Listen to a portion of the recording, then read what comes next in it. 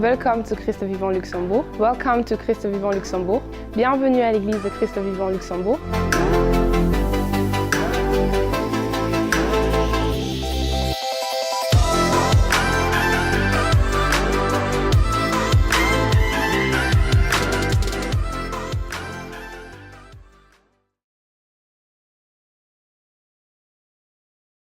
Je vais parler.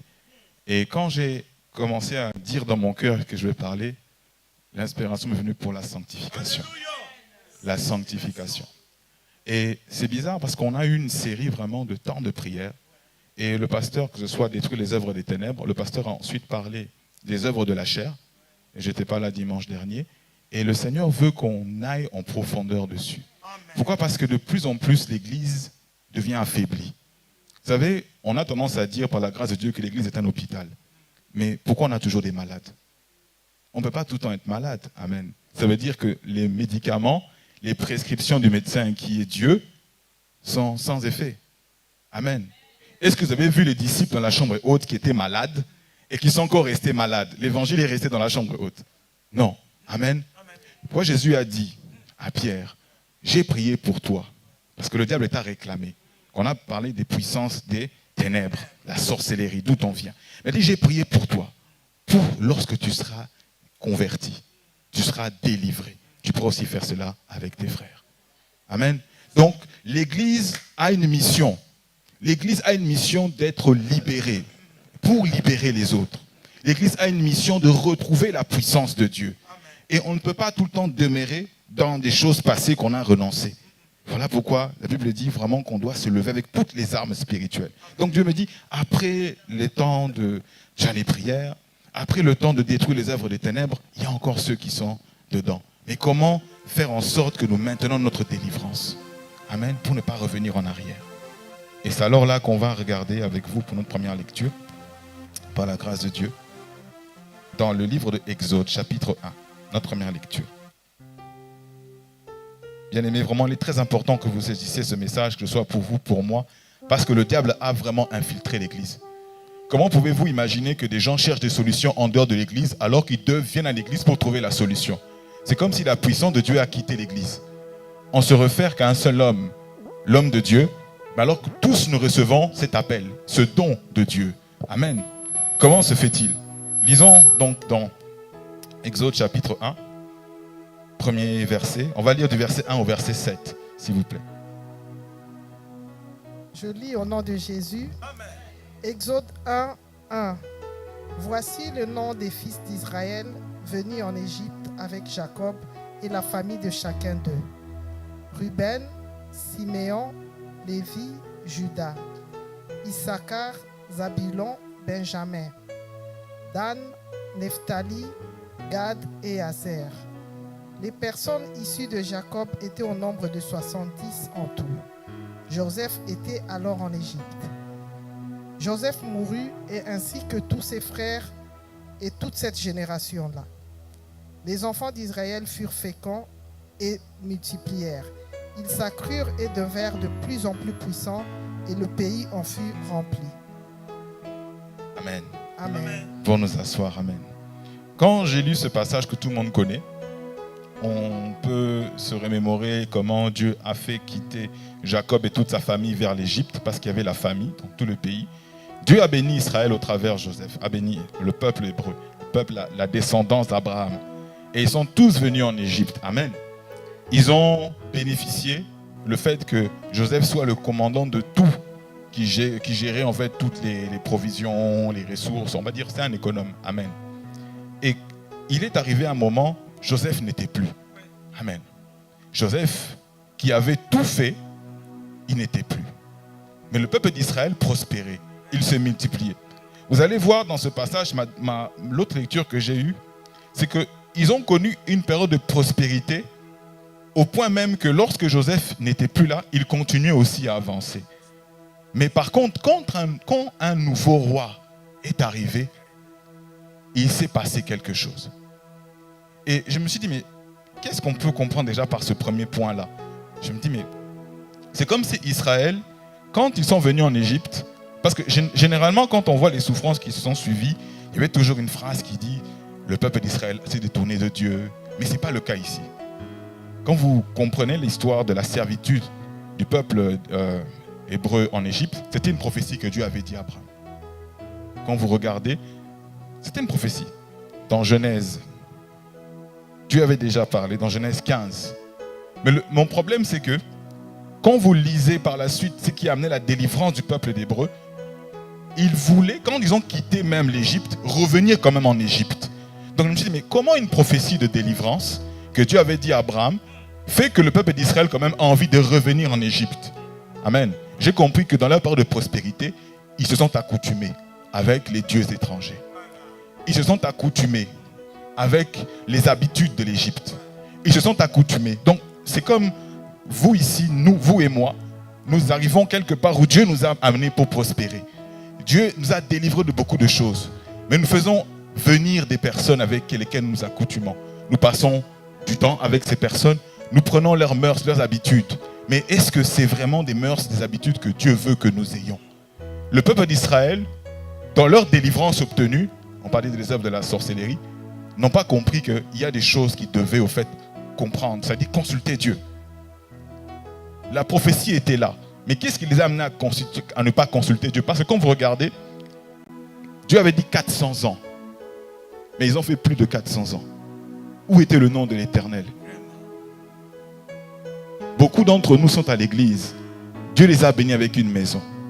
Dieu les a délivrés de beaucoup de choses. Ils sont délivrés des œuvres de la sorcellerie. Amen. Mais il y a quelque chose qui manque. Ils se sont plus accoutumés avec leur prospérité. Ils sont plus accoutumés, comme on a tendance à dire, je n'ai plus le temps pour prier, je n'ai plus... Aujourd'hui, nous allons comprendre au travers de la sanctification, qu'est-ce qu'il faut mettre en place. Amen. Le peuple de Dieu qui vient à l'église, qui reçoit la délivrance, ne peut pas se dire, je dois partir comme ça. Je dois revenir dans ma routine à moi. Amen. La délivrance ne veut pas dire qu'on est libéré, qu'on est libre, qu'on n'appartient à personne. La délivrance ne veut pas dire, si Dieu vous a délivré de quelque part, que vous êtes, maintenant vous appartenez à vous-même, que vous n'avez plus à devoir à quoi que ce soit, à qui que ce soit. Parce que celui pour qui vous avez été délivré va toujours revenir. Voilà pourquoi vous avez des décennies de frères et sœurs qui viennent à l'église, qui prient, qui sont délivrés, mais qui rechutent, qui prient, qui sont sauvés, mais qui rechutent. Leur vie tourne en boucle, tourne en rond. Et c'est ce que je disais tout à l'heure, l'église est devenue moins puissante. On a tendance à voir que la puissance, quand on voit la délivrance ici, que le pasteur, par les dons qui sont en lui, manifeste. Mais les gens qui sont assis, où sont les dons? Où sont les signes qui accompagnent ceux qui auront cru? Où sont ceux que nous devons voir comme les œuvres probantes de la délivrance, de la libération? Quand Jésus est parti, la sanctification est très importante. On va aborder ce point, ne vous inquiétez pas. Mais quand Jésus est parti, il avait préparé ses disciples de plusieurs manières. Pour que lorsqu'ils étaient délivrés, au travers du sacrifice qu'il allait faire, ils puissent opérer dans cette délivrance-là. Amen. Gloire à Dieu. J'espère que vous êtes attentifs. La sanctification, c'est quoi? Amen. Oui, sans laquelle personne ne verra le Seigneur. Et parenthèse aussi, vous voyez aussi que quand je parlais de prophétie par rapport au peuple d'Israël en Égypte, le psaume 105, le verset 25, donne cette référence-là. Que Dieu, quand il a dit à Abraham que le peuple d'Israël sera en Égypte en captivité, il avait fait en sorte que le cœur de Pharaon soit pris, endurci. Ça, c'est ce qu'on lit après dans Exode. Mais quand vous lisez le psaume 105, vous verrez qu'il dit que c'est Dieu qui a changé le cœur de ce nouveau roi pour que le peuple soit asservi. Donc quand je suis vu ce passage-là dans une parenthèse, je me suis dit qu'il y a des situations de nos vies que Dieu fait exprès. Il y a des situations de nos vies que Dieu permet qu'il y ait des blocages. Ça fait partie de notre processus. Je ne dis pas que on est, comment on dit, le malheur atteint souvent les justes, mais l'Éternel délivre toujours. Amen. Ce sont des choses qui arrivent dans la vie de quelqu'un. Mais lorsque Dieu lui-même décide, selon une prophétie, que vous allez passer par des tribulations, vous et moi, on ne peut pas être dans la distraction. On ne peut pas commencer à se dire, j'ai obtenu peut-être mes papiers, j'ai obtenu mes diplômes, mais Dieu a dit, ce n'est pas le terminus. Dieu veut peut-être que tu sois Premier ministre ici. Dieu veut, mais il a prévu déjà la trajectoire par laquelle tu vas passer. Mais toi, tu te contentes de ça et tu reviens dans tes habitudes. Tu tu te contentes de ça, tu t'accoutumes avec des choses qui ne sont pas de Dieu. Amen. La sanctification sans laquelle, c'est vrai, personne ne verra le Seigneur, mais sans laquelle personne ne peut marcher avec Dieu ici. Sinon, on est toujours otage et captif. Amen. Nous allons donc aller... Amen.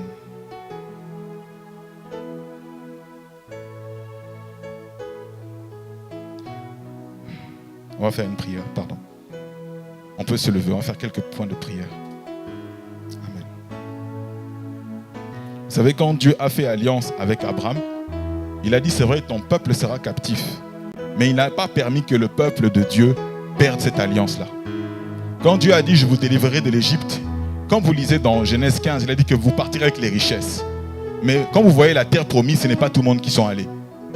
Qu'est-ce que se fait-il dans le plan de Dieu que beaucoup n'ont pas pu atteindre l'Égypte? Tu vas dire, au nom de Jésus. Va répéter après moi, au nom de Jésus. Toute alliance que Dieu a faite avec moi, que Dieu a faite avec ma famille, dans la course de ma vie, je ne vais pas la perdre. Je ne vais pas la perdre. Je vais résister. Je vais avancer. Au nom de Jésus. On peut s'asseoir. Donc ça vient à notre point sur la sanctification. Amen. Qui peut nous donner une définition de la sanctification? Qui peut nous, on va dire, nous donner une approche de ce que c'est la sanctification? Parce qu'on emploie beaucoup ce terme. Enfin, on dit sanctification, sainteté. On dit, mais sans la sanctification, comme dit notre frère, personne ne verra le Seigneur. Mais qu'est-ce que c'est la sanctification? Elle concerne qui d'abord aussi, la sanctification? Est-ce que c'est tous les gens qui viennent à l'église? Ou ceux qui sont appelés? Ou ceux qui décident de mettre leur vie en ordre? Ceux qui se sont dit, on a l'impression de revenir comme un peu comme le temps du baptême. Amen. Parce qu'il y a des gens qui rentrent à l'église, mais des gens qui n'ont pas décidé de donner leur vie à Jésus. Donc quand vous leur parlez de sanctification, ils ne comprennent pas. Amen. C'est comme dire à quelqu'un dans la rue quand on évangélise, arrête la vie de péché. La personne n'a pas donné sa vie à Jésus. Comment cette personne peut arrêter ça? Amen. Donc qu'est-ce que c'est la sanctification? Quelqu'un peut même répondre dans la foule, ce n'est pas un problème. Amen. On est là pour échanger aussi. La sanctification, Maman Abby.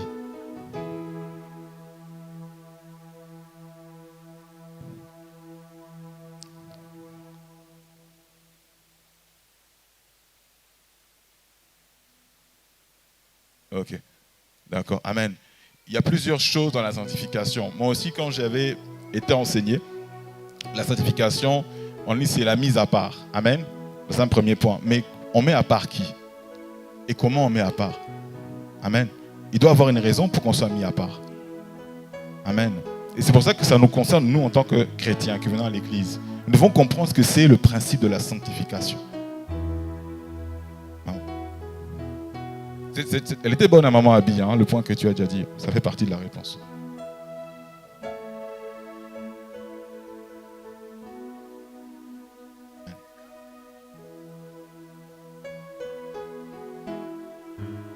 Amen.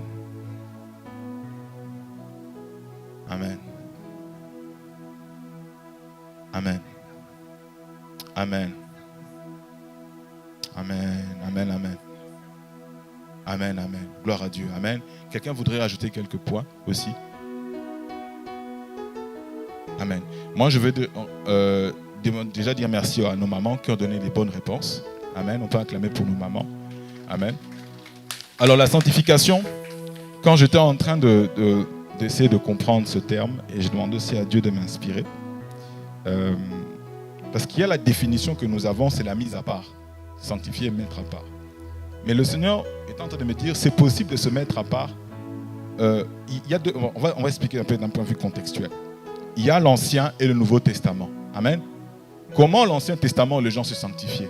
Et comment dans le Nouveau Testament, les gens se sanctifiaient? Dans l'Ancien Testament, il fallait faire un sacrifice pour expier quelque chose. Dieu disait toujours, même après Exode, dans Lévitique, revenez vers moi, ôtez les idoles auprès de vous, soyez sanctifiés. Sanctifier, c'est rejeter les choses et faire un sacrifice.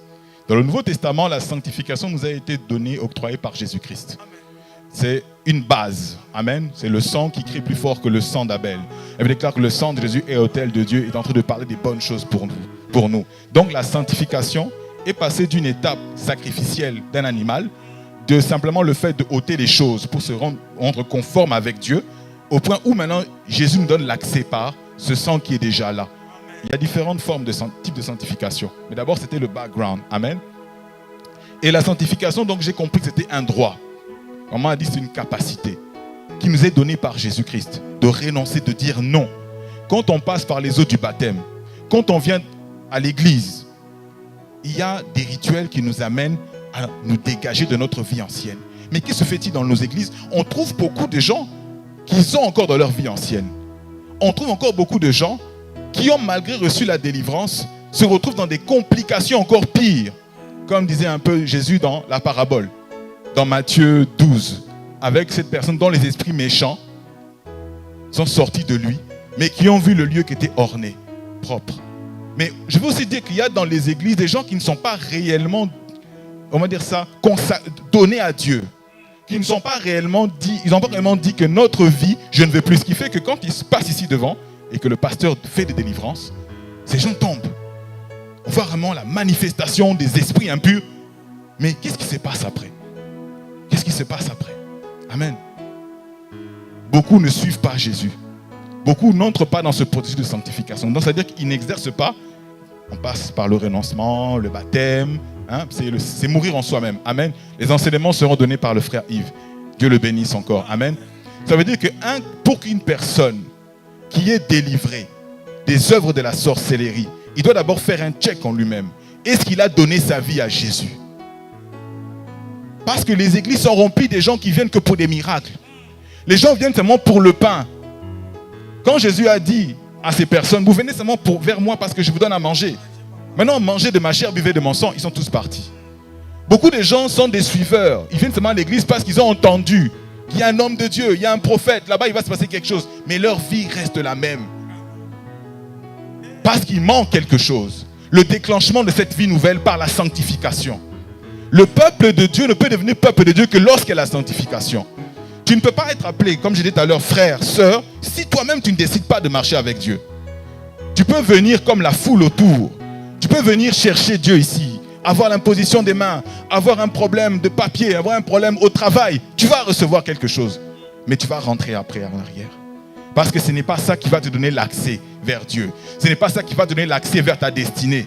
Ce n'est pas ça qui va te permettre de manifester la grandeur de Dieu avec puissance dans ton entourage, dans ta vie. C'est pour ça que ce genre de personnes, quand on les voit, on voit que dans leur entourage, ils sont beaucoup critiqués. Je ne dis pas qu'il y a des différentes formes de critiques.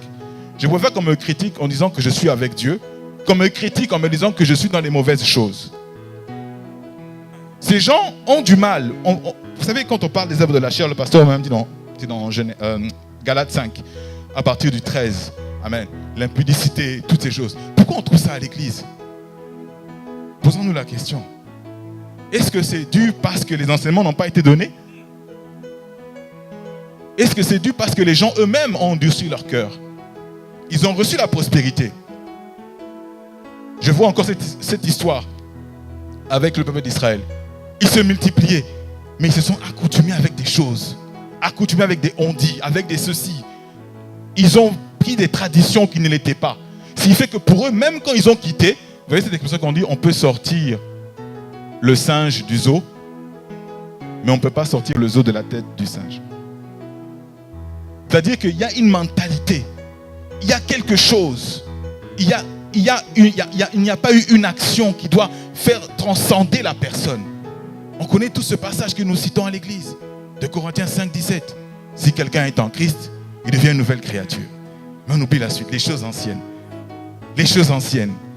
La liste des choses anciennes. Comment ces choses anciennes en Christ peuvent passer. Et comment d'autres choses peuvent devenir nouvelles. Par le biais de la sanctification. On va voir les éléments de la sanctification.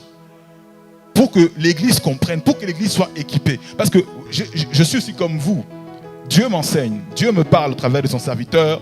Et je fais en sorte toujours que, ça c'est ma façon de faire, même quand parfois on a du temps, on veut aller sur YouTube, je dis au Seigneur, oriente-moi vers un message. Parce qu'il y a tellement de messages, il y a tellement de gens. Mais il y a quelque chose que moi, je voudrais personnellement que Dieu va me enseigner, me donner, si je ne trouve pas ici. Amen. Que Dieu, dans l'étape de ma course, m'amener quelque part. Il y a beaucoup de frères et sœurs, quand on parle de l'église, qui se sont associés avec des frères et sœurs qui ne sont pas des frères et sœurs. Voilà pourquoi d'autres sont tombés dans l'impudicité. Ils sont mis dans le même joug que les autres. Beaucoup viennent à l'église, ils se lient d'amitié, c'est bien, frères et sœurs. On dit, il est tout agréable pour des fois de demeurer ensemble. Mais qui est vraiment ton frère? Es-tu déjà un frère? Es-tu une sœur? Parce que si tu es un frère et une sœur, tu dois déterminer les fruits de l'esprit.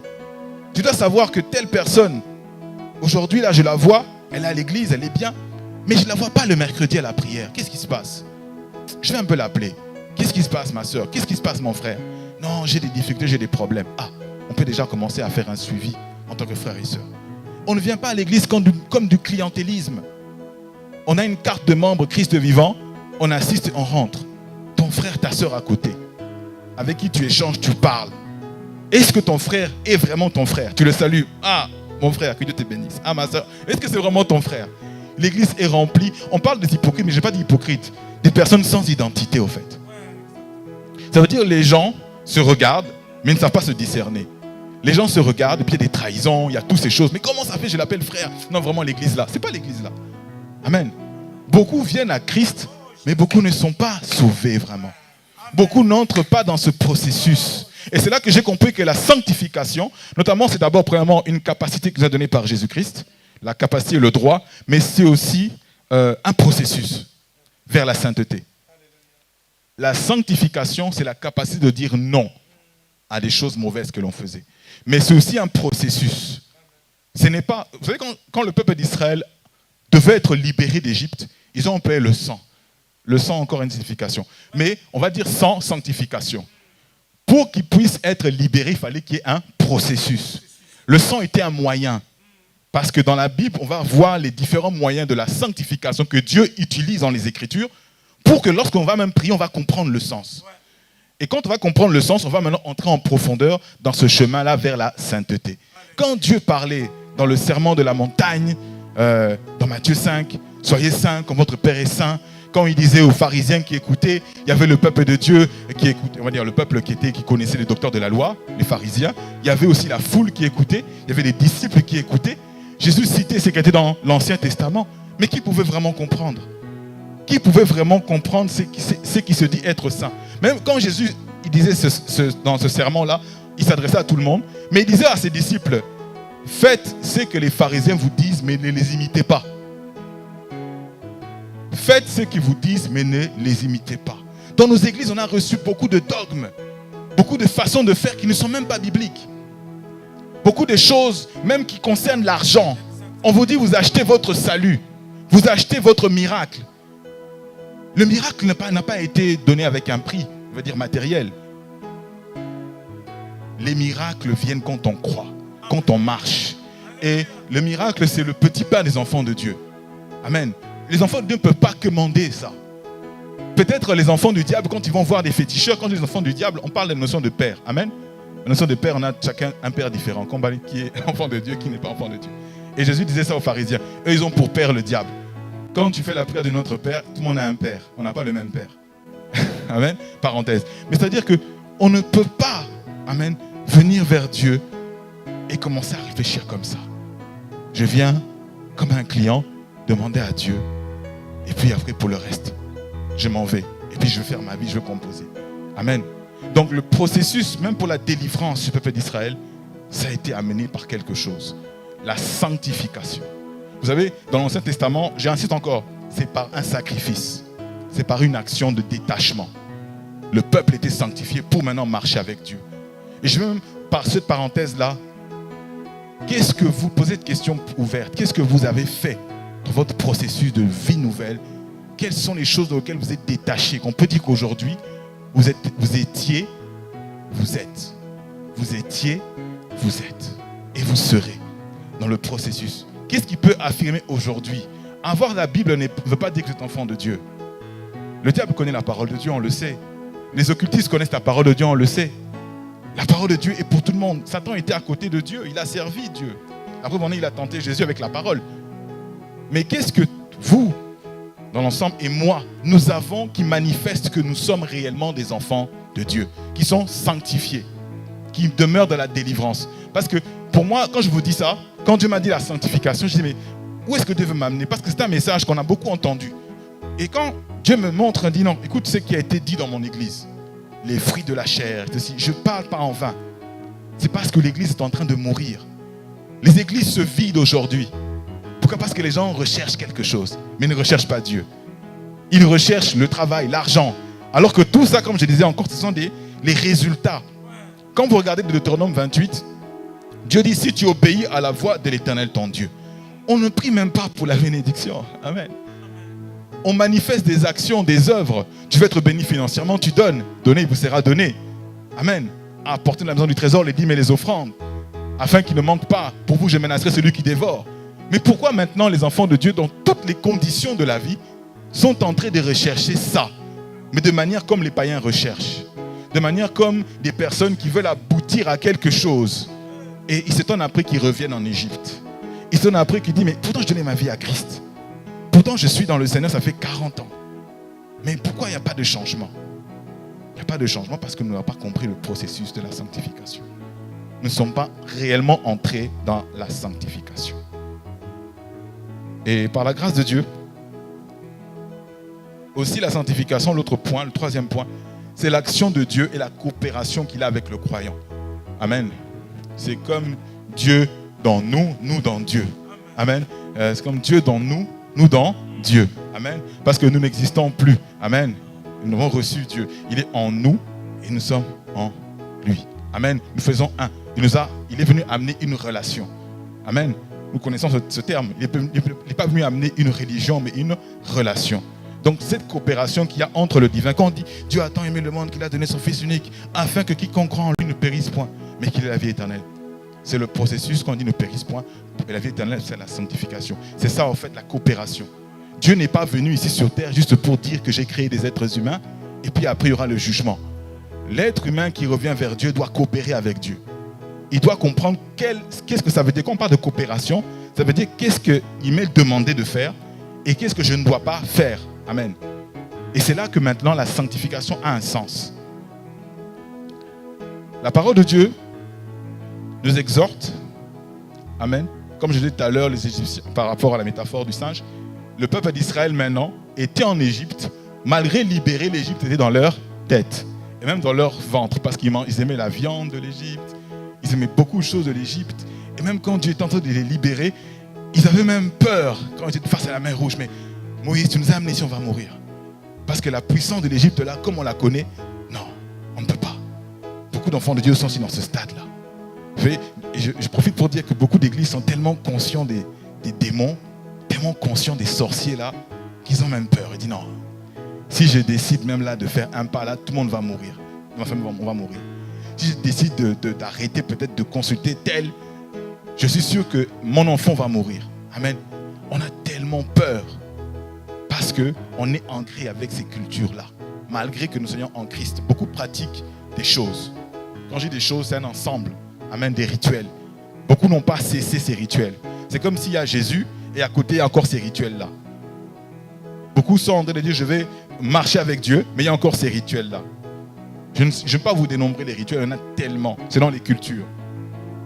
Il y a une doctrine des églises et non une doctrine de Dieu.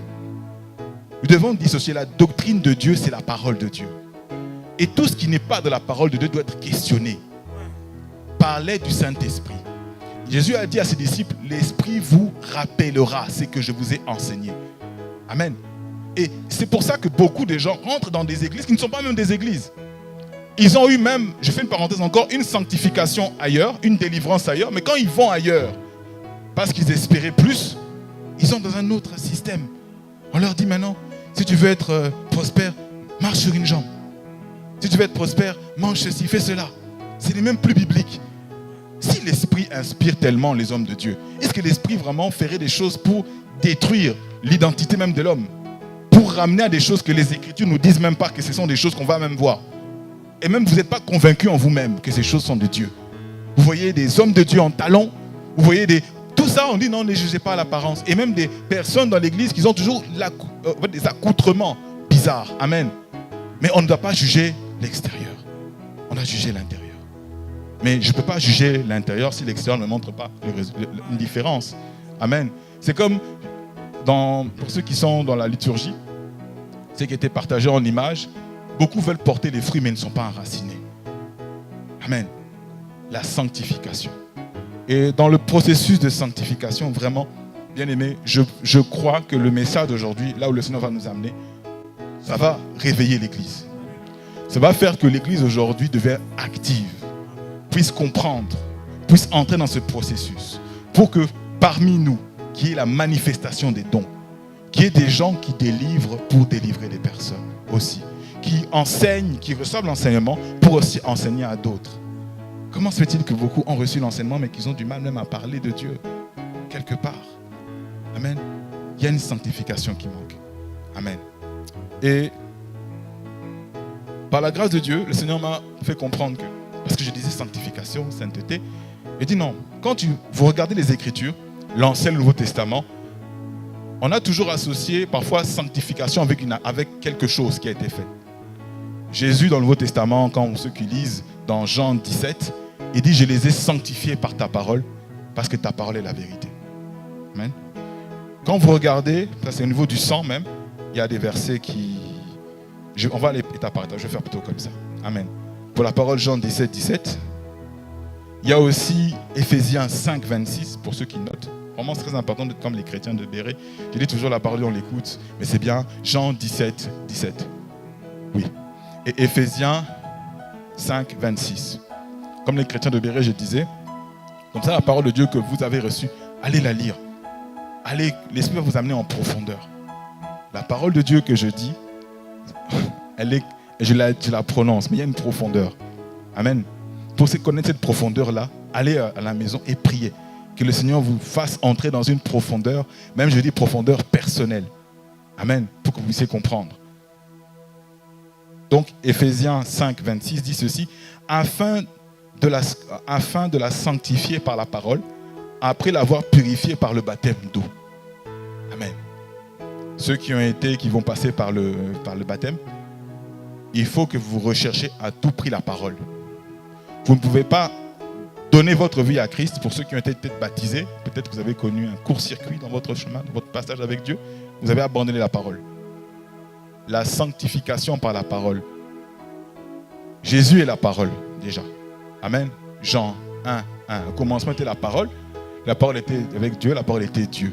Rien n'était fait sans elle. Donc quand vous rejetez la parole, vous n'aimez pas la parole, vous lisez seulement les versets du jour.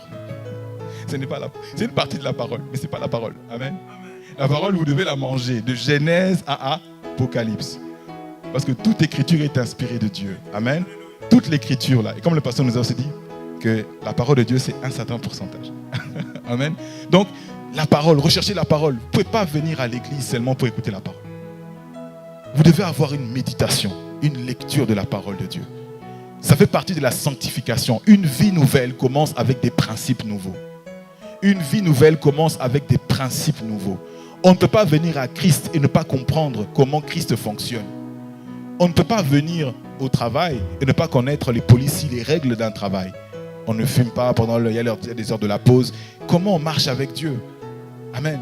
Et c'est vrai que souvent, quand on est seulement seul, outillé avec une Bible, on ne peut pas tout savoir. On va lire le Genèse, l'Apocalypse, on va dire Dieu tuait des gens dans l'Ancien Testament, Nouveau Testament, pourquoi maintenant? Amen. Et vous pouvez faire s'accompagner avec le pasteur. Et c'est pour ça que le pasteur a bien dit qu'il y aura des sessions d'enseignement. Amen. Qui nous sera très bénéfique. Donc après les eaux du baptême, s'il vous plaît, même pour ceux qui ont été baptisés et qui n'ont pas commencé la parole, qui n'ont pas cherché à méditer, qui lisent seulement des versets, ce n'est pas vraiment en fait se sanctifier. Vous allez lire, fouiller l'impudicité, et vous ne savez pas en fait comment tous les jours pratiquer cette force-là. C'est-à-dire quand, vous savez, quand vous lisez un verset, tout le temps, ça entre en vous. Ça fait une raison. Ça fait une façon. Vous savez, quand on est à l'école, pour ceux qui sont encore à l'école, bien sûr, et ceux qui se forment encore, parce qu'on se forme tout le temps, hein, on est des éternels étudiants. Quand on répète quelque chose tout le temps, quand on a une connaissance quelque chose, on dit que la répétition, on dit est la mère des sciences. C'est-à-dire, plus on répète, même pour moi, des moments quand j'ai donné des cours, plus j'ai répété une matière avec quelqu'un, plus ça rentrait. Et même moi, quand j'ai répété, plus j'avais encore d'autres idées. Amen. On ne peut pas simplement lire donc un verset et dire que ce verset me suffit. Non, il faut lire. Parce que dans la parole de Dieu, quand on va dans les moments des enseignements, on comprend que la parole de Dieu, il y a des chapitres, des versets. Amen. Et quand dans tous ces chapitres et versets, il y a un contexte, un but et une raison. On ne lit pas la même chose avec un verset qu'avec un corpus, avec un chapitre. Vous allez voir parfois, il y a des versets qui sont reliés avec un autre verset. Ça devient maintenant l'étude biblique. Vous lisez, vous entrez maintenant, à force de lire, vous mettez des liens. Pour ceux qui ont des bibles d'études, là je vous conseille vraiment de vous approfondir. Vous allez voir, tel verset, ça donne une autre référence. Telle référence donne à une autre référence. Ah, on commence à entrer dans l'étude. Pourquoi il y a ça? Pourquoi il y a ci? Comme je vous ai dit tout à l'heure, le peuple d'Israël, en Égypte, le nouveau roi, c'était Dieu qui a fait que son cœur soit endurci. Mais si je lisais simplement, le peuple d'Israël en Égypte, vraiment, Pharaon était méchant. Amen. On va tout dire, Pharaon, envoyer le feu, Pharaon, le feu. Il y a des ennemis que Dieu met exprès sur votre chemin. Vous allez dire que ce sont ces ennemis-là, ils vont mourir. Non, Dieu a fait en sorte qu'ils soient là. Il dit, bénissez vos ennemis. Priez pour ceux qui vous maudissent. Amen. Parce que Dieu sait le temps qu'il a mis dans votre chemin pour vous apprendre quelque chose. La sanctification. Beaucoup de chrétiens, par exemple, je veux faire une parenthèse, ils veulent tellement la victoire dans tout. La victoire. Amen. 100% victoire. Victoire, 100% Jésus. Amen. Mais quand ils rencontrent une difficulté, ils disent non. Qu'est-ce qui se passe? La Bible m'a parlé de victoire. La victoire d'être partout. Ils ont tellement une exigence qu'ils ne savent pas que souvent, par la défaite de quelque chose, on est en train de faire mourir quelque chose en nous pour avoir une autre victoire. Parfois, on dit mieux vaut renoncer à quelque chose, perdre quelque chose, pour gagner plus. Amen. Dieu nous enseigne, et c'est pour ça qu'on parle, quand je dis perdre, c'est même pas perdre, c'est la volonté de Dieu. Il faut demander la volonté de Dieu dans toute situation. Parce que si vous voulez la victoire, mais qui n'est pas la volonté de Dieu, vous allez croire que Dieu n'existe pas, que c'est impossible pour Dieu, que Dieu n'est pas capable de vous délivrer d'une situation. Regardez ce qui s'est passé avec l'aveugle de naissance. Quand ils ont posé la question, mais cet aveugle de naissance, là, disciple à Jésus, vous connaissez ce passage. Est-ce que ses parents ont péché? Parce que si c'était les chrétiens d'aujourd'hui, on a trouvé des trucs dans la famille, c'est bon. On sait que dans la famille, il y a l'esprit d'aveuglement. ouais. On sait que dans la famille, là, il y a le lien tel. On sait que si les gens ne procèdent pas... Non. Jésus, malgré les énumérations des disciples, Jésus dit non, c'était pour la gloire de Dieu. C'était juste pour la gloire de Dieu. Donc ça veut dire que dans votre sanctification, quand vous avez la parole de Dieu, vous devez être amené à discerner. Jésus a dit, mes brebis entendent ma voix et la reconnaissent. La parole de Dieu, c'est la voix de Dieu. Ça veut dire que lorsque l'homme de Dieu, même moi, je me tiens devant, vous devez savoir discerner, est-ce que je parle de Dieu ou je parle de moi? La parole de Dieu va vous être confirmée avec l'Esprit de Dieu en vous. Amen. Si je dis des choses qui sont de mon ressort, la parole de Dieu va contredire en vous. Et si ça contredit, vous allez voir un autre, pour ceux qui lisent bien sûr la parole de Dieu, un autre passage. Comme on a des joutes verbaux dans le droit. Il est écrit. Amen. Et même ce que je vais dire qui peut paraître faux, il n'y aura pas de backup de parole de Dieu. Des choses concrètes et réelles. Je vais seulement citer un verset. Mais un verset sorti d'un contexte. Amen. Et voilà beaucoup de situations pareilles où beaucoup de chrétiens se font avoir. Un homme de Dieu, soi-disant, vous sort un verset ou se connecte sur TikTok. Bénédiction. Vous vous dites votre vie, vous ne savez pas que lui, derrière son écran, il a des trucs occultes, des statuettes. Il entend tout de votre vie, il bloque. Et vous savez qu'il y a même des prophètes de malheur, en fait. Ils sont là exprès pour dire, j'avais dit que ça allait arriver, j'avais dit. Ne cherchez pas à avoir des prophètes comme ça, s'il vous plaît, autour de vous. Qui sont contents que leur prophétie s'accomplisse. Amen. Quand quelqu'un souffre, ils sont contents. Au lieu de dire, Seigneur, j'avais prévenu cette personne. Pourquoi la personne est tombée? Que Dieu fasse grâce. Non, les personnes sont vraiment, j'avais dit. Refusez. Amen. Dieu peut vous avertir, mais refusez. Amen. Si Dieu vous a averti, priez en conséquence. Mais c'est la personne qui s'est réjouie parce qu'il vous a averti, elle est suspecte. Je m'en dis comme ça. Amen. La parole de Dieu.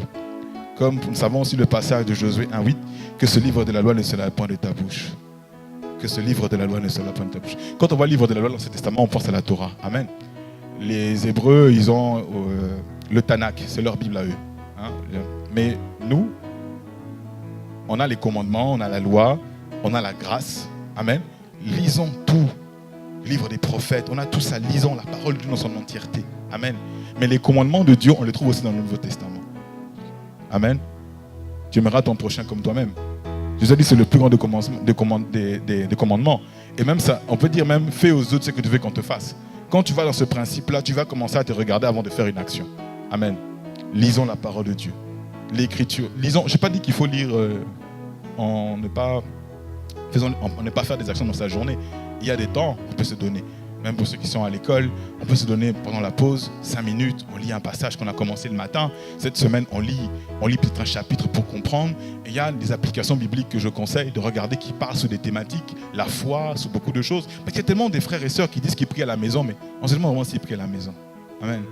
Ils lisent même pas en fait vraiment le temps de regarder ces points-là. C'est la foi. Ils vont seulement s'arrêter sur un truc. Non, la foi. La foi est une femme assurante de ce qu'on espère. La foi est ceci, la foi est cela. Comment on fait des actes de foi? Il faut vivre. Il y avait même un pasteur que j'avais rencontré. Il m'avait vraiment challengé. Et je bénis Dieu. Il m'a dit, tu parles de la foi, mais est-ce que tu vis selon la foi? Est-ce que tu vis selon la foi? Vous savez, vivre selon la foi, ça peut paraître superflu. Vous n'avez peut-être 1 centime aujourd'hui. Mais si Dieu vous dit qu'avec 1 centime, allez quelque part, donnez ce qui vous reste. C'est une autre dimension de la vie chrétienne. On a tendance à beaucoup parler de la parole de Dieu, c'est vrai, mais beaucoup l'expérimentent. Amen, cette parole. Et c'est vraiment, je vous invite vraiment, quand on est dans les enseignements, et quand on est enseigné par des gens que Dieu a mis, on doit avoir un temps de pratique. Un enfant de Dieu ne peut pas vivre que de la théorie. Montre-moi ta foi, je te montrerai mes œuvres. Montre-moi le pardon que tu plains, et je veux voir les œuvres de ton pardon. Montre-moi le fait que tu es quitté d'avoir une vie mauvaise, de débauche. Montre-moi les résultats, montre-moi cela. Amen. On ne peut pas toujours dire que non, c'est dur, j'arrive pas. On a, encore je dis, la sanctification qui est le droit que Jésus nous donne. Si on n'arrive pas, d'abord, il faut nous regarder. Je reviens encore. Est-ce que réellement on a donné notre vie à Christ?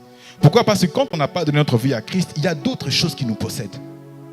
Il y a d'autres choses qui nous possèdent. On n'est pas encore délivré. Amen. La délivrance, certes, est un processus, mais le résultat de la délivrance doit nous amener à être réellement libres. Je reviens pour dire que la parole de Dieu qui dit que celui qui a connu le Fils, Jean 8, 33, donc, est réellement libre. Mais est-ce qu'on est réellement libre? La parole de Dieu, c'est le premier point pour un enfant de Dieu. Jésus encore a dit, je les ai sanctifiés par la parole. Jésus a tellement parlé de Dieu. C'est-à-dire que les disciples, quand ils entendaient Jésus parler, même les autres disent, mais quelle autorité cet homme est en train de parler? La parole de Dieu doit avoir une autorité dans votre vie. Ça veut dire que lorsque vous lisez, elle doit dégager quelque chose en vous. Vous devez ressentir un bien-être même quand vous lisez la parole de Dieu. Vous devez ressentir une joie. Amen. Si ce n'est pas encore installé en vous, demandez à Dieu qu'il vous donne ça. Amen. Par le biais de cette base que Jésus nous a donnée. La sanctification. Amen. Par son sacrifice. Demandez par la parole de recevoir cela. Voilà pourquoi beaucoup dans les églises, des gens, comme ils ne lisent pas la parole, forcément tout le monde peut leur dire des choses réchauffées. Et les gens y croient. Les gens sont dans les églises, dans des fausses églises malheureusement, dans des mauvaises églises, je dirais ça aussi. Ce n'est pas nouveau. Apocalypse parle des églises de Satan. Apocalypse parle des églises de Satan. Ce n'est pas nouveau. Il y en a aujourd'hui. Je ne dis pas que toutes les églises remplies sont des mauvaises églises, ou les églises vides sont des bonnes églises. Non. Ça va discerner où Dieu, je dirais même l'église où Dieu doit t'amener. Moi, quand je suis venu ici, j'ai demandé sinon à Dieu, avant que je vienne, où est-ce que tu veux que j'aille? Où est-ce que tu veux que j'aille? Ce qui fait que quand je suis venu ici, je ne le dis pas pour simplement donner cette rhétorique-là. Tout ce que je vis, depuis que je suis dans cette église, c'est un changement, un renouveau, une évolution. Pour ceux qui me connaissent, vraiment, venant ici, je me dis toujours, les choses qui ont évolué, ce n'est pas de l'ordre humain. Ce n'est pas dans l'ordre intellectuel. Il y a des intellectuels parmi nous, n'est-ce pas? Ce n'est pas de l'ordre de la savoir-faire. C'est-à-dire quand vous êtes positionné par Dieu et que vous êtes dans l'église où Dieu veut que vous alliez, vous devez connaître une différence en vous, un changement en vous. Et ici, on parle seulement de la sanctification de la parole. Amen. Ou s'il est dans la bonne église, Demandez à ce que Dieu vous réveille. Demandez à ce que Dieu vous réveille. Parce qu'il y a beaucoup de choses qu'on ignore par la sanctification de la parole. On peut dire autant de choses sur la parole, mais je pense déjà le fait que je vous réveille avec ces points-là vous amène à une conscientisation. Amen.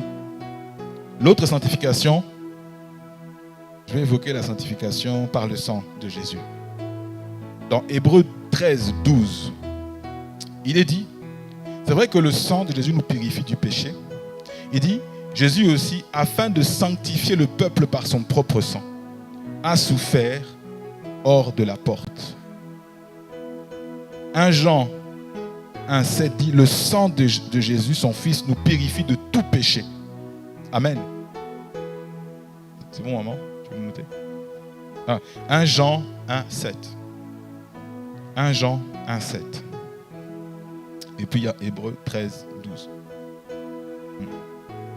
Donc, par le sang de Jésus. Le sang de Jésus, comme je disais tout à l'heure, le sacrifice, c'est le sang qui était le prix à payer pour que nous soyons libérés, pour que nous soyons affranchis de la mort, de la tombe et des enfers. C'est ce sang qui a fait de vous et moi des enfants de Dieu, libérés de toute captivité.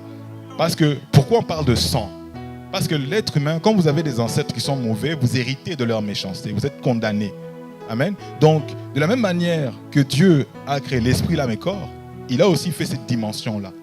On a la parole qui a besoin de le corps, le sang qui a besoin de l'intérieur, aussi quelque chose qui va encore s'ajouter à ça. Amen. Dieu veut cette libération totale. Et voilà pourquoi il a donné son sang. Amen.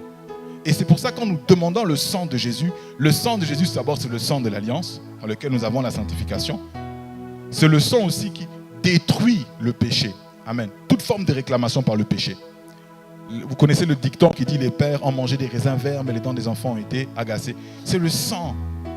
En tous ceux qui l'ont reçu, il leur a donné le pouvoir de devenir enfants de Dieu, lesquels sont nés ni du sang, ni de la chair, ni de la volonté d'un homme. Il y a beaucoup de personnes qui sont en Christ, mais ils ne sont pas sanctifiés par le sang de Jésus. C'est-à-dire que le sang de Jésus, simplement, c'est un slogan, mais n'a pas vraiment pénétré au fait de leur intérieur, n'a pas vraiment enlevé la trace du péché, parce qu'ils ne plaident pas le sang de Jésus.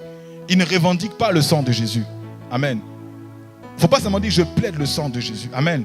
C'est bien. Amen. Mais vous dites que le sang de Dieu fasse une action de nettoyage de toute impureté. Vous savez, quand il y a des choses, je prends l'exemple, par exemple, je dis toujours le Nutella. Quand vous mettez le Nutella ici, la trace de Nutella, si vous faites juste ça sans appliquer de l'eau, est-ce que ça enlève? Ça reste, n'est-ce pas? Vous pouvez mettre de l'eau pour réellement enlever cette trace. Le sang de Jésus a cette action-là, ce qui est indélébile, de ceux qui vous condamnent, de ceux qui perpétuellement, de famille en famille, vous réclament. Parce que ce sang-là aussi crie, ce sang-là aussi parle. C'est le processus de la sanctification. Ça veut dire dans votre prière, il y a des choses qui vous réclament. Il y a des choses qui vous disent que vous devez revenir dans votre vie ancienne. Vous savez, dans des familles par le sang, il y a des patterns, il y a des prototypes de choses qu'on voit. Tel est arrivé comme un plafond de verre à 50 ans. Tel n'arrive pas à mettre de l'argent de côté. Ils sont tous devenus pauvres. Telle personne s'est mariée. Ah, ils ont après divorcé. Oh, on voit que non, on autorise le mariage, mais pas rester dans le mariage. Ah, telle personne a des enfants, mais trisomique, il y a un problème quelque part. C'est répétitif. Quelle est la volonté de Dieu dans chaque situation? Par le sang de Jésus, nous pouvons interagir avec ça. Nous pouvons décider par le sang de Jésus de briser toute forme de réclamation. Ils sont des alliances. Quand Dieu dit « Je suis le père d'Abraham, d'Isaac et de Jacob », c'est une alliance qu'il a faite. Amen. Et quelles sont les alliances dans votre famille? Quelles sont les alliances dans votre environnement, dans votre pays, dans votre nation? Qui vous lie? Amen.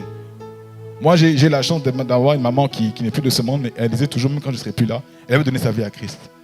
Elle a dit, rappelez, dites le Dieu d'alliance. Je dis, ah, donc moi je dis seulement le Dieu d'alliance, Abraham, Isaac et Jacob, c'est le Dieu d'alliance de ma famille aussi. Du coup, je me dis encore, il y a le Dieu d'alliance aussi dans ma famille, amen. Mais je dois savoir quelle alliance, amen. Parce que vous et moi qui sommes en Christ, nous sommes en train d'établir une nouvelle alliance. Par le sang de Jésus.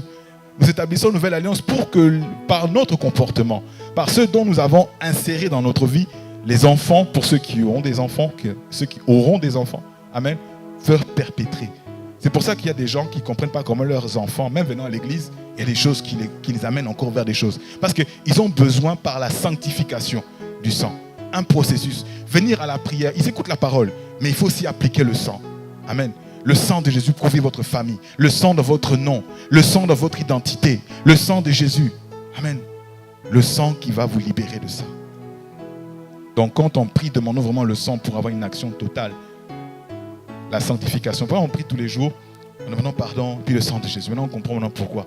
Mais quand on demande pardon et qu'on appelle le sang de Jésus, s'il vous plaît, soyons sincères. Jésus, la Bible dit que celui qui avoue ses transgressions et les délaisse obtient miséricorde. Amen. Parce que si on pêche, mais qu'on n'est pas sincère, le sang ne sera pas appliqué. Le sang, je vous dis franchement, vous allez peut-être dire comme ça, mais le sang ne sera pas appliqué. Et vous allez sentir en vous une culpabilité. Que vous dites, mais toi tu es sûr vraiment que tu as demandé pardon? Même le diable va venir à votre côté. Vous savez, on a toujours, en fait, vous savez, quand on se perçoit de quelque chose, alors qu'on sait que c'est faux, on ne le dit pas vraiment avec assurance. On dit comme ça, j'ai appliqué le sang. On sait qu'au fond de nous, on sait qu'après 2 minutes, on va rentrer dans notre vie. On n'a pas vraiment demandé pardon. Amen. Le sang de Jésus, c'est là qu'on va se positionner pour dire, je suis dans la sanctification. Donc les habitudes que j'avais, j'ai écouté la parole de Dieu. Maintenant, en moi, doit venir une lumière, une vie nouvelle. Je vais être racheté. Amen. Devenir une nouvelle création. Amen. Pas comme Nicodème disait, est-ce que je dois rentrer dans le ventre de ma mère? Je dis, non, en Christ Jésus, je dois être libéré totalement. Le sang de Jésus. Amen.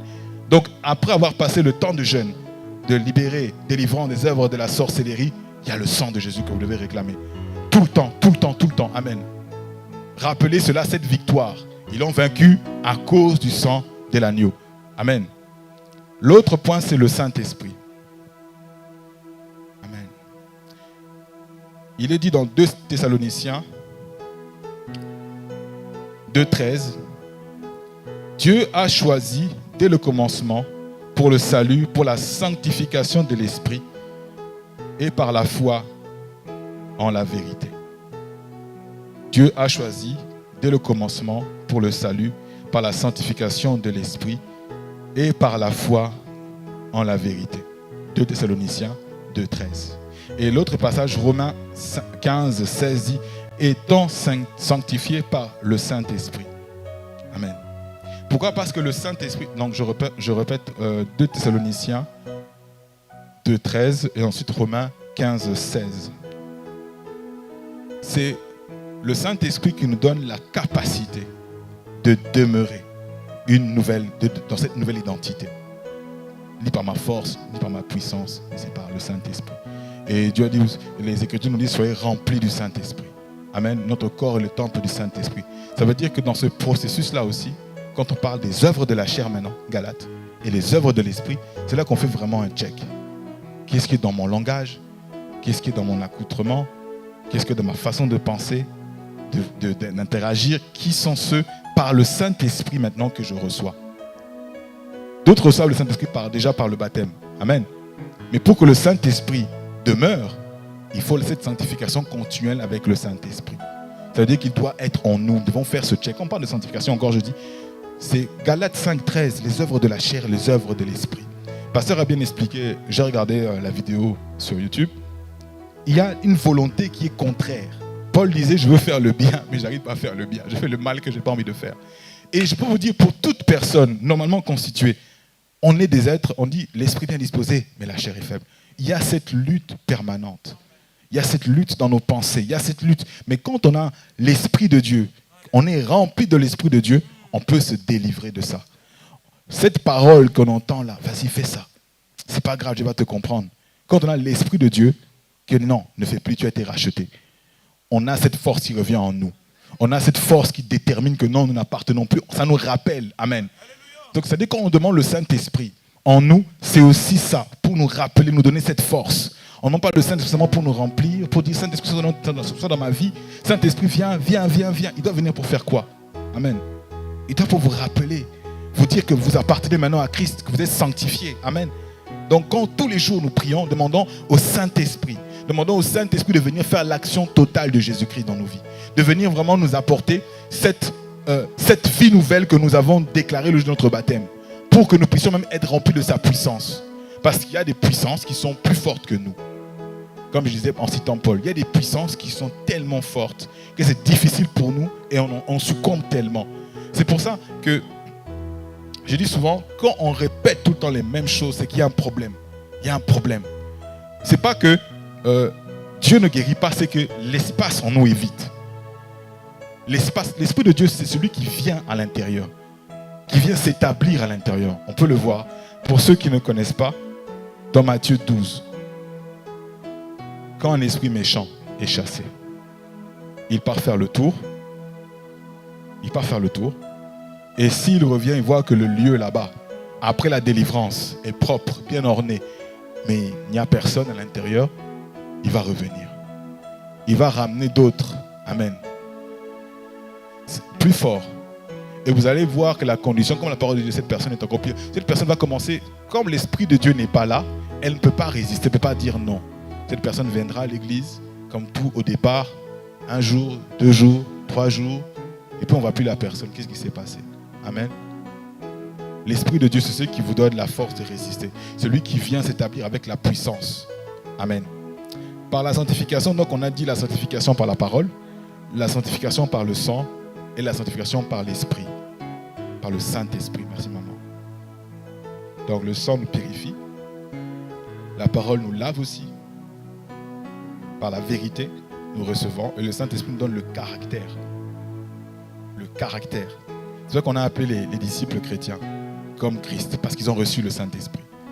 À la chambre haute, avant que le Saint-Esprit descende, ils étaient des peureux, mais ils avaient la parole.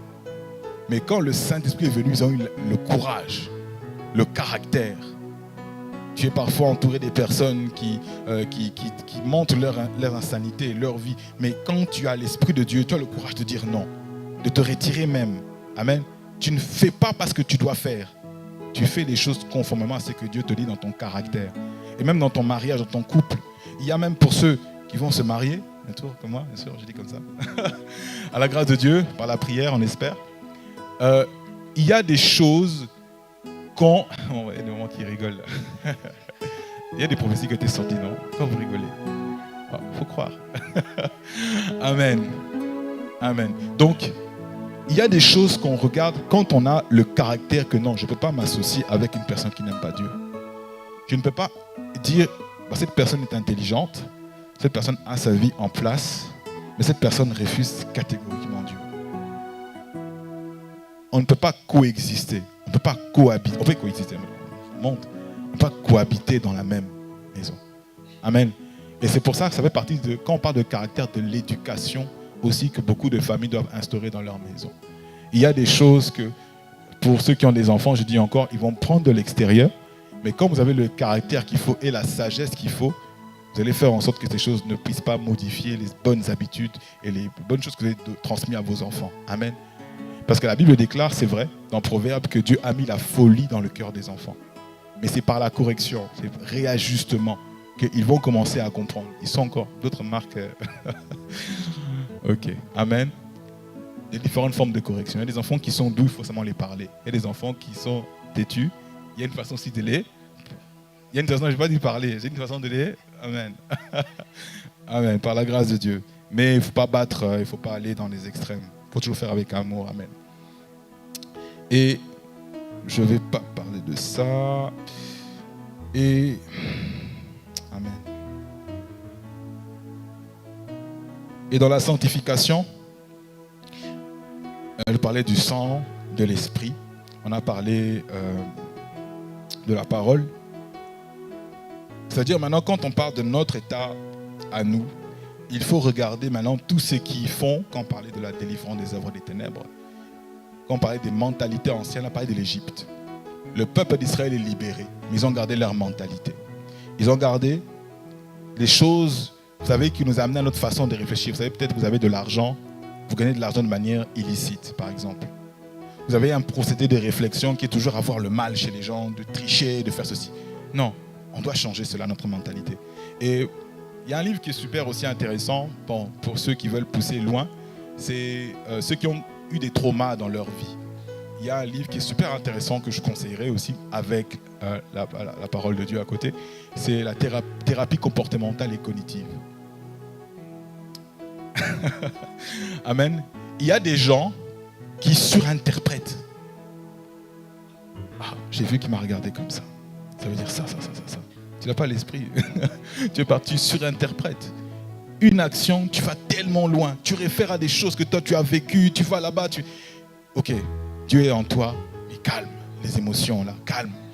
Essaye d'avoir la part des choses. Et c'est vrai que quand on passe par les différentes situations de la vie, les traumas qu'on peut avoir, ça peut être par des divorces, par beaucoup de choses, même quand on a été des enfants qui ont été peut-être maltraités, on projette ce qu'on a été dans l'enfance à la vie adulte.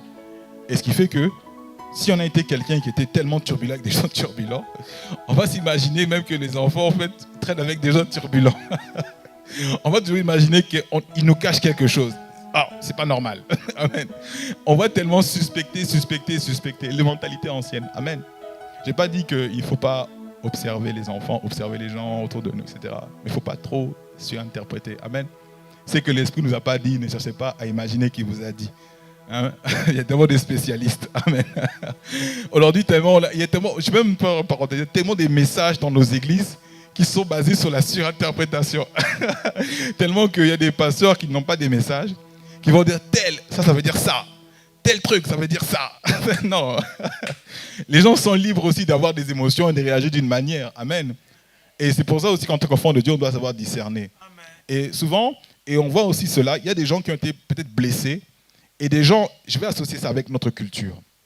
Je suis africain, amen, congolais d'origine. Il y a des choses dans nos cultures, dans nos mœurs, même si moi j'ai un peu navigué entre plusieurs lignes, où on transfère nos coutumes, nos us et manières en tant que notre culture, avec la parole de Dieu on associe. Par exemple, on parle d'amour. Il y a des enfants peut-être qui ont besoin d'amour, d'une façon de manifester. Il y a des gens qui ne savent pas dire je t'aime, qui ne savent pas dire je t'aime à leur enfant. Pour eux, c'est abstrait. Le fait que je donne à manger, qu'il aille à l'école, ça suffit. Amen. Et on s'étonne qu'après, en tant que chrétien, cet enfant va chercher le mot amour à l'extérieur. Parce qu'on n'est pas fait de la même manière. On peut avoir des enfants. En tout cas, moi, j'étais un enfant, je suis toujours un enfant de quelqu'un, enfant de Dieu aussi. Je me suis moi-même ausculté. Amen. On a tous grandi. Amen. On a vu qu'il nous manquait ça, il y avait ceci, cela. Comment? Amen. Et ce qui fait qu'en tant qu'enfant de Dieu, souvent, on présente des mauvais diagnostics à certaines situations. Comme tout à l'heure, on surinterprète. Et les gens, maintenant, on a la parole de Dieu. Et c'est là que j'associe ce côté un peu psychologie. On doit comprendre l'état des gens. On doit prier pour qu'une guérison, une restauration, l'esprit, l'âme et le corps. Il y a des gens qui sont à Christ. Peut-être le fait de vous les appeler, ça leur donne un courage, une motivation. Amen. Je fais une parenthèse. Amen. C'est bon. Donc je disais dans les idées, les pensées, les mentalités anciennes. L'absence de vie de prière. L'absence de vie de prière.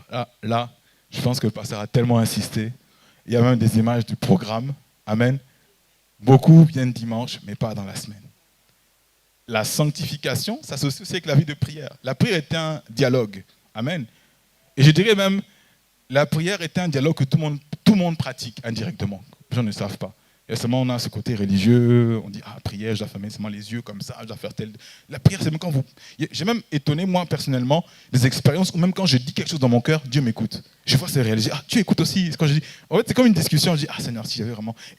Et je vois dans quelques minutes qui viennent, Dieu exauce. Je dis, mais Dieu a écouté mon cœur, donc j'ai effectivement prié, au fait. La prière, c'est pas seulement cette accoutumance qu'on croit, je m'installe. Jésus a dit, entrez dans votre chambre, c'est vrai, dans ce lieu secret. Mais il n'y a pas que ce lieu secret qui est là. Votre lieu secret, aussi votre intérieur. C'est-à-dire quand vous priez, cette vie de prière-là que vous avez recherchée, vous allez voir aussi, ça va vous conduire à la sanctification. Ça va vous maintenir dans la sanctification. Parce qu'on a ces processus, mais ces processus-là aussi, un chrétien qui ne prie pas, c'est un chrétien qui se détache au fur et à mesure. Quand je dis la prière, c'est une communication. Amen. Et j'ai même une parenthèse en disant que la prière, de manière générique, c'est prier, parler à des esprits. Amen. Les occultistes prient, tout le monde prie. Amen. Mais quand on sait qu'on a donné sa vie à Jésus, on prie. On demande la force, on demande la présence, on demande cette communion-là que nous avons par la prière, par les différents programmes que le Seigneur inspire dans son Église. Et même qui va vous inspirer aussi, vous. Priez aussi dans vos familles. Priez, cherchez la présence de Dieu. Vous avez une situation qui vous perturbe. Au lieu peut-être de commencer à trouver des procédés, d'abord mettez en prière. Je dis, Seigneur, accompagne-moi dans mes études. Je vois que je fais qu'enchaîner des mauvaises notes. Tel professeur a des matières que je ne comprends pas. On pense que souvent les professeurs sont viennent comme ça, ils donnent, ils administrent leur matière. Il y a des choses aussi derrière eux. Amen. Il y a des forces aussi qui les poussent peut-être à faire en sorte que ce qu'il va vous dire soit incompréhensible. Priez de toute forme de prière, supplication, etc. Mais la prière est la base pour un chrétien. Un chrétien qui ne prie pas, c'est un chrétien qui, même s'il a reçu la sanctification par le sang, mais comment il va appliquer le sang s'il ne prie pas? Il ne déclare pas le sang. Comment il va, sans même prier, comment il va recevoir l'esprit? À un moment où il va être affaibli. Saint-Esprit vient, je me sens fatigué. Vous savez, même des moments quand je vais prier, parfois l'esprit me dit, dégage, prie pour que l'atmosphère soit sanctifiée. Prie pour que l'atmosphère, parce que tu peux prier, mais tu vas sentir lourd. Tu ne sais pas pourquoi, mais toi machinalement, il dit non, prie d'abord que l'atmosphère. Appelle ma présence dans l'atmosphère. Et d'autres personnes vont peut-être chanter.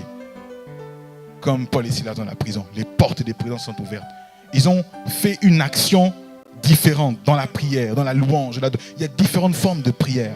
Et par là aussi, quand on parle de chansons, de la louange, d'adoration, soyez toujours guidés par l'esprit. Ne chantez pas des chansons par nostalgie. Quand on était à l'époque là-bas, on écoutait telle chanson. Non, écoutez vraiment, parce que ce n'est pas par les émotions. Amen. Les émotions charnelles. Mais priez ayez cette vie de prière régulière.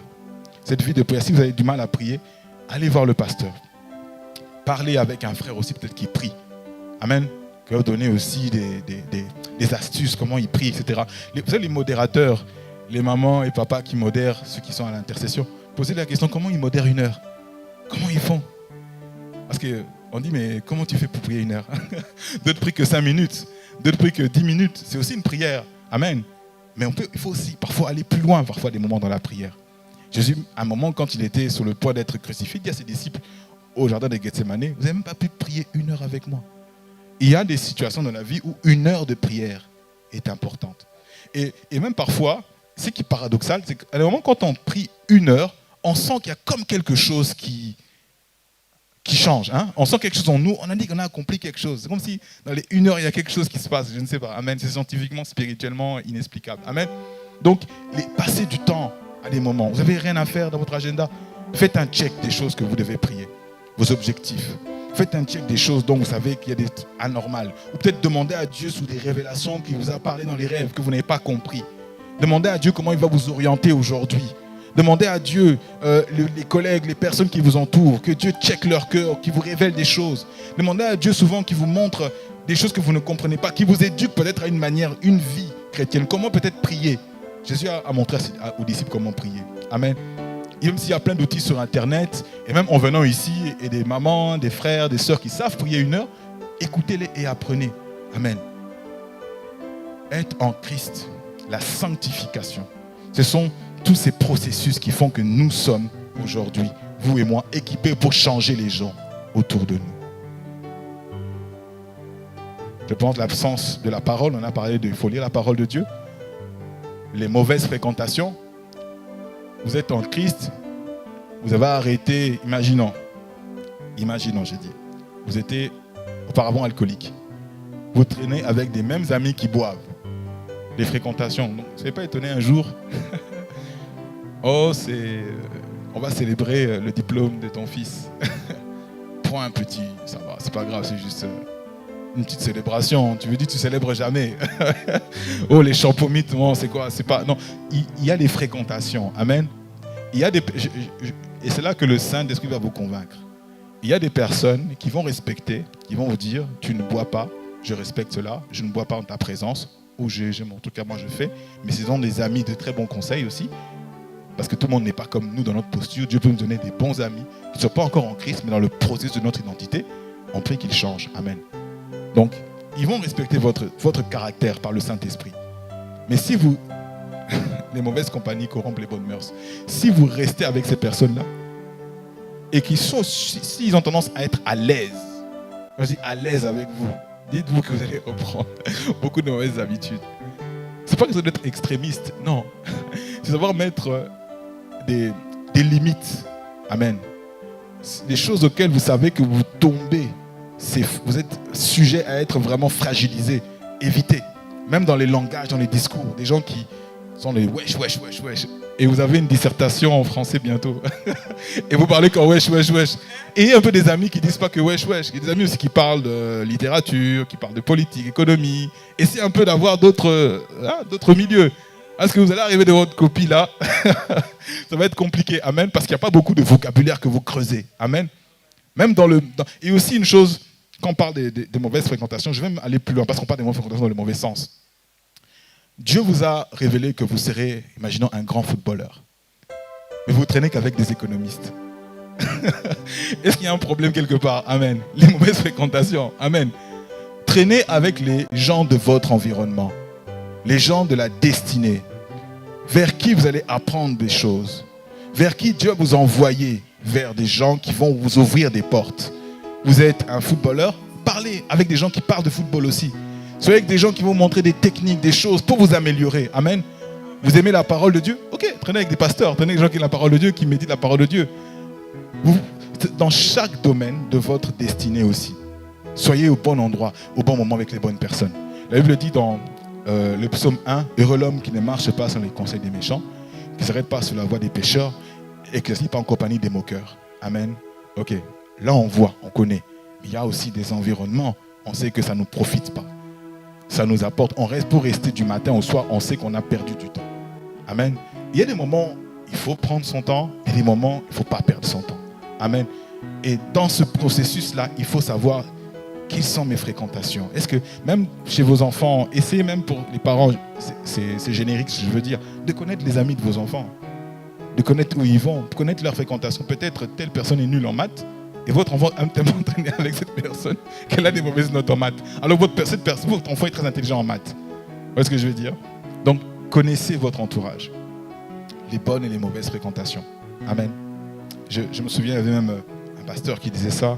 Il parlait que beaucoup de gens ne s'accomplissent pas dans leur vie parce que, notamment par les mauvaises fréquentations, mais ils n'avaient pas le caractère de leur destinée. Le caractère qui t'amène à ta destinée. Il y a des choses, comme dit le pasteur, par exemple, étant pasteur, lui, il a fait une alliance par rapport à l'alcool. Amen. Ça, c'est lui, papa. Il dit que maintenant, tous ceux qui servent, aussi, vous n'avez pas le caractère. Amen. Et maintenant, imaginons que Dieu, au travers de la parole qu'utilise le pasteur, et vous appelle aussi à être devant, vous ne soumettez pas, vous manquez de caractère. Comment Dieu vous donner en fait la plénitude de votre identité future? Parce que vous êtes un peu oscillant. On ne sait pas trop, vous êtes à gauche, vous êtes à droite. Ayez vraiment une personnalité. Les fréquentations déterminent où vous allez. Dis-moi avec qui tu traînes, je dirai qui tu es.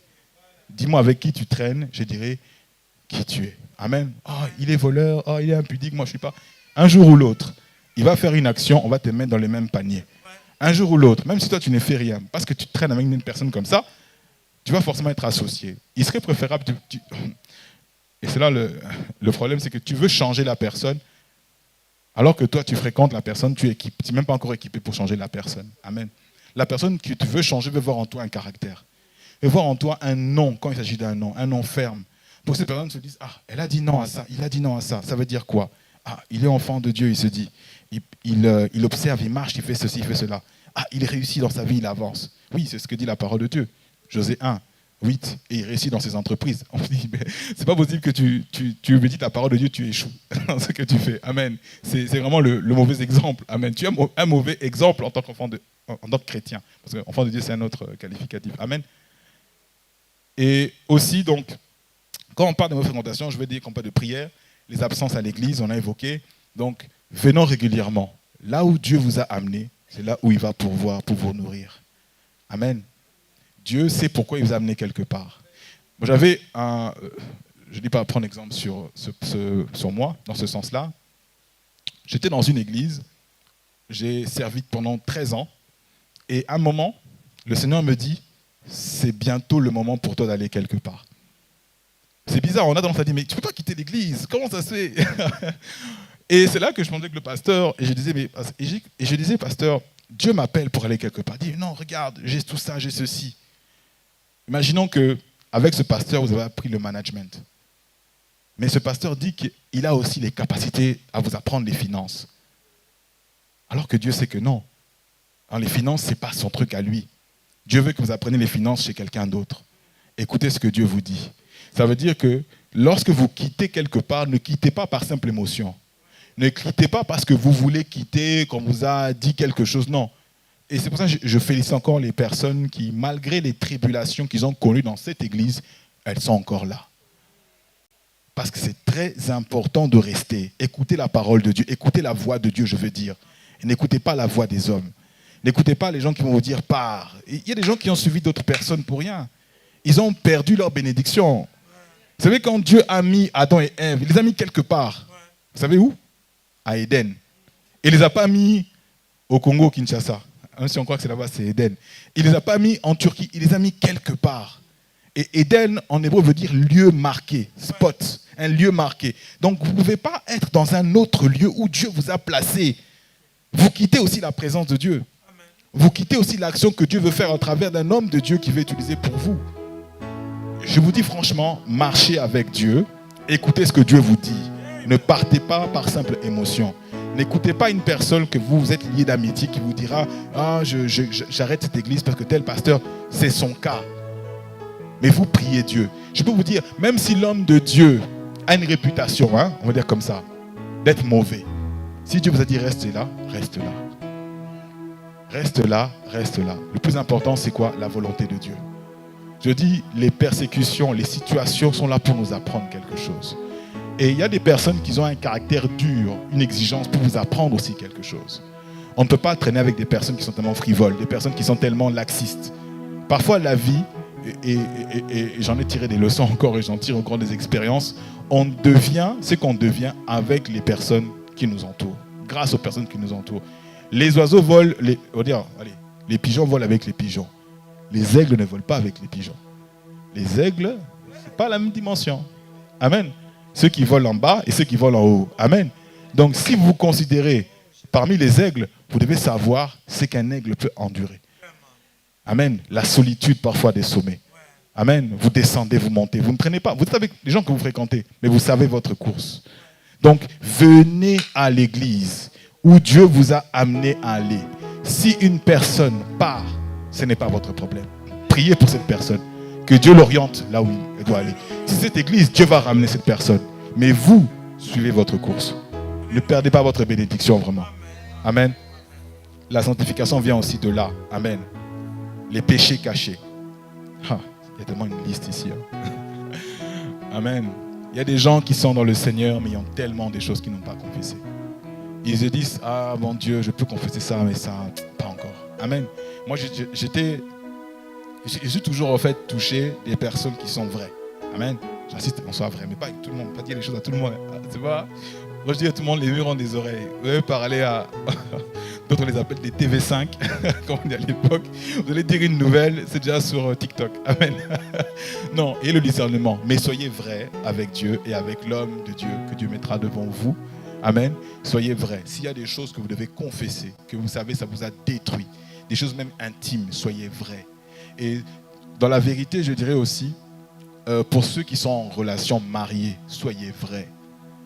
Soyez vrais. Vraiment, c'est ce qui détruit beaucoup de mariages aussi. Les choses cachées, le début de l'engagement, où on a une façon de faire, d'être, et on cache à la personne découvre. Il y avait un pasteur qui me faisait rire, qui dit que le mariage, ce n'est pas une campagne d'évangélisation. C'est-à-dire qu'il y a des gens qui ont dit non, bon, c'est pas grave, dans le mariage, on va découvrir, ça va, c'est pas grave, on va prier. Il y a des choses que Dieu veut que vous découvriez avant d'entrer. Parce que le mariage, comme Dieu me montrait, c'est une alliance de deux familles. Et si, quand Dieu dit l'homme quittera son père et sa mère, et spirituellement, quand tu quittes ta famille, pour te joindre, il y a aussi des esprits que tu quittes. Et tu vas te joindre dans une nouvelle famille avec la personne aussi qui est en Christ pour faire une nouvelle famille. C'est pour ça que Dieu dit à Jacob, retire les idoles.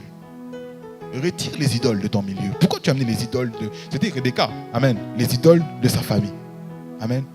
Retire. Je dis Rachel même. Non, je pense que c'est Rachel. Rachel, merci. Il y a des choses qui nécessitent par la vérité d'avoir une guérison. Il y a des gens qui peuvent prier jour et nuit. Amen. Vous pouvez prier pour la délivrance. Mais si vous ne leur dites pas la vérité, ça ne va rien servir. La vérité libère. Mais demandez à Dieu d'être des porteurs de vérité. Les péchés cachés donc, dites la vérité. Confesser devant Dieu, c'est bien. Mais il y a parfois des confessions, quand on le dit à l'homme de Dieu, c'est maintenant qu'il sait. Mais s'il sait, ça veut dire que on ne peut plus revenir dedans. Amen. Surtout quand on est travailleur à l'église. Amen. On a un péché caché. Mais quand on sait qu'on a tendance à le pratiquer en secret. Amen. Et quand Dieu, je vous dis, je préfère que Dieu ne vous m'expose pas avant. Amen. Parce que si Dieu vous expose, alors que vous êtes ici depuis des années, ça sera trop tard. Là, vraiment, vous êtes déjà disqualifié ici. Amen. Et vous devez être réhabilité, entrer dans un processus de changement parce que vous devez être vrai. Apparaître. Paul disait, la parole que je prêche, avant de la prêcher, je me regarde moi-même. Si Dieu m'a parlé de sanctification, vous pensez que si je ne pratique pas la sanctification, je serais en même de parler de ça? Dieu me jugerait déjà. Sévèrement, sévèrement. Je dois connaître les limites de beaucoup de choses. On ne se moque pas de Dieu. Ce qu'un homme a semé, il va le moissonner. C'est pour ça que beaucoup sont dans des églises, ils sont comme dans des festivals. Ils sont là devant, on est bien, parce qu'il n'y a pas la présence de Dieu aussi. Amen. Donc je ne les en veux pas. Ils sont dans un lieu où il n'y a pas ce sérieux-là avec Dieu. Et c'est pour ça même quand on parle, pour ceux qui sont à la liturgie, les travailleurs, il y a cette régularité, discipline qu'on demande. La présence c'est bien, la vie de prière aussi c'est bien. Dans sa vie de prière, il faut que Dieu soit dans notre conduite, dans notre façon de voir les choses. Et le processus pour un travailleur, c'est de refléter Christ. Partout. Amen. C'est là que, dans la sanctification, sur ce point, je pense qu'on a un peu de temps, je ne vais pas trop tarder quand même, par la grâce de Dieu. Quand Dieu a libéré le peuple d'Israël, il a dit qu'il va les libérer, on va dire comme ça. Mais pour quel but? Vous êtes délivrés. Je fais ce parallèle. Vous êtes délivrés pour quel but? Vous êtes délivrés pour quel but? Un enfant, un chrétien est délivré pour quel but? C'est là que quelqu'un peut donner une réponse peut-être aussi. On est délivré pour quel but? Dieu a libéré le peuple d'Israël pour dire « Laisse mon peuple me servir ». Il n'a pas libéré le peuple d'Israël pour dire « Je vais les laisser de la terre promise, ils seront chill, ils seront tranquilles, ils vont manger le lait, le miel, et ils vont faire leur vie. » Non. Vous quittez pour servir. Ça veut dire au fait que pour maintenir votre délivrance dans la sanctification, vous devez servir Dieu. Il y a des gens qui ont des cas vraiment spécifiques de réclamation. Amen. Comme on va dire l'exemple de l'Égypte. Vous quittez, l'esprit là vous poursuit devant toutes les situations. Et vous pensez qu'en traversant seulement, en allant là-bas la délivrance, c'est bon, je suis libéré, je mène ma vie comme je veux. Non. Vous devez vous consacrer. Vous devez, dans votre vie, servir Dieu. J'ai dit servir Dieu, ce n'est pas devenir pasteur. Attention. Servir Dieu, c'est pas... Non. Dieu vous appelle dans un domaine. Servez Dieu. Moi, personnellement, Dieu me dit, je veux que tu me serves. Mais ne pensez pas comme beaucoup, il va devenir pasteur. Ok. Mais moi, Dieu ne m'a pas dit pasteur. Je ne sais pas. Peut-être il va me faire découvrir ça. Amen. Mais je sais où je vais aller avec Dieu. Amen. Donc, servir Dieu, être consacré. Ce n'est pas dire que je suis libéré, maintenant je fais ce que je veux. Beaucoup ont été libérés des puissants de la sorcellerie de leur famille. Mais ils ne viennent plus à l'église. Ils n'aident plus à l'édification de la parole de Dieu chez les autres personnes. Ce sont des gens qui passent maintenant plus le temps comme des personnes égoïstes. C'est-à-dire, au fait, on vient vers Dieu pour avoir, pas pour donner. On est tellement, on veut avoir un miracle. On veut avoir de l'argent.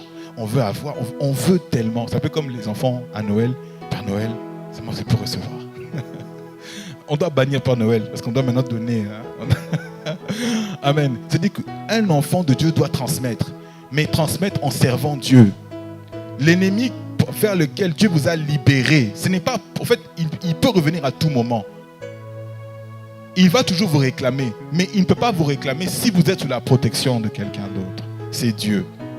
Et Dieu ne vous libère pas simplement comme ça. Et beaucoup ont malheureusement, le processus de leur sanctification a été avorté. C'est parce qu'ils ne sont pas revenus à Dieu. Ils ont donné leur vie à Dieu, mais ils sont rentrés dans le monde parce qu'ils n'ont pas cherché à servir Dieu. Ils ne se sont pas consacrés. C'est pour ça que vraiment pour les parents qui ont des enfants, que vous savez, Dieu a dit qu'ils vont les servir, prier. Parce que la délivrance que vous recevez doit aussi bénéficier à vos enfants. Ça veut dire si une génération est condamnée, les autres qui vont aussi venir seront condamnés. Beaucoup de gens ne servent pas Dieu parce que pour eux, l'objectif, c'est d'avoir le mariage, par exemple. Et puis c'est bon. Non, ces choses pourraient les avoir et les perdre aussi. On sert Dieu pour avoir ce gain dans la vie éternelle. Parce qu'on te dira les âmes que tu as gagnées. On dira, qu'est-ce que tu as fait de la délivrance que je t'ai accordée? Ton frère là était aussi dans ce même problème. Tu l'as exhorté quand? Tu étais tellement dans ta carrière, tu étais tellement dans ton truc à toi. Tu voyais que toi, il fallait que ceci, cela. Maintenant, tu l'as obtenu. Il te faut encore obtenir. L'être humain est complexe. On a tellement des besoins qui sont illimités. Je veux ceci, maintenant j'ai atteint ça. Vous savez, quand on a 1000 euros, c'est pas assez, hein. Il faut 2000 euros. 2000 euros, c'est pas assez, hein. Il faut 4000. 4000, c'est pas assez. Hein. On a tellement des besoins qui sont tellement graduels, qui montent. Mais, s'il vous plaît, Dieu nous a libérés pour que nous puissions aussi être actifs, être acteurs. Sinon, ces choses vont nous ramener encore en arrière. C'est là qu'on voit dans des familles, on voit une personne qui a marché avec Dieu. Et puis on dit, les autres n'ont pas connu Dieu. C'est ce qu'on voit dans la Bible. Mais ils sont encore revenus dans les alliances. Mais comment est l'alliance? Vous savez, je suis sûr, si Dieu nous ouvre les yeux spirituels pour regarder nos arbres généalogiques, il y a toujours peut-être un individu qui a connu Dieu dans notre famille. Mais qu'est-ce qui a fait que tous les autres là sont revenus en arrière? C'est parce qu'ils ont obtenu leur délivrance, ils sont rentrés en arrière. Et les églises, pour revenir au point central, manquent de puissance à cause de ces éléments que j'ai évoqués. Ils viennent, mais ils sont... Non, pas d'offense. Ils sont seulement en train d'assister. Et dimanche, ils assistent. Mercredi, ils assistent. Ils ne se lèvent pas. Dans leur environnement, ils ne se lèvent pas dans des endroits où Dieu les a placés. Vous devez un jour, comme disait Paul, quand j'étais enfant, je parlais comme un enfant. Et maintenant, quand je suis adulte, j'ai compris que non, il faut aussi que ça c'est moi qui paraphrase, que je transmette quelque chose. Amen. On ne peut pas toujours recevoir le lait. Amen. Nous devons grandir. Amen. L'Église doit réaffirmer sa position. Vous savez, j'avais un slogan que le pape Jean-Paul II disait, l'Église est la lumière du monde. Et il avait raison, je vous ai dit, vous êtes la lumière du monde. Mais aujourd'hui, les églises ne sont plus la lumière du monde.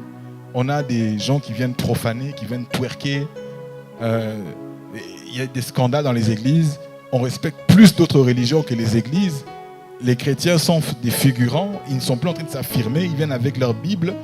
Mais quand on voit les comportements, les attitudes, ils manquent de puissance, manquent de présence de Dieu. Ils parlent des versets réchauffés. On ne sent pas qu'il y a quelque chose en eux qui marque un changement. Amen. Que Dieu nous aide. Que Dieu nous aide. Est-ce qu'il y a des questions sur les points que j'ai évoqués sur la sanctification? Amen.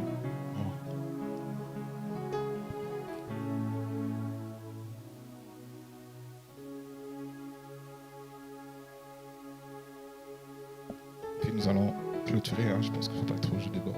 Il reste 2 minutes. Merci. 2 minutes. Non. J'aimerais juste savoir, vous nous avez parlé de lire la parole de Dieu, de Genèse à Apocalypse, de souvent lire et répéter les phrases.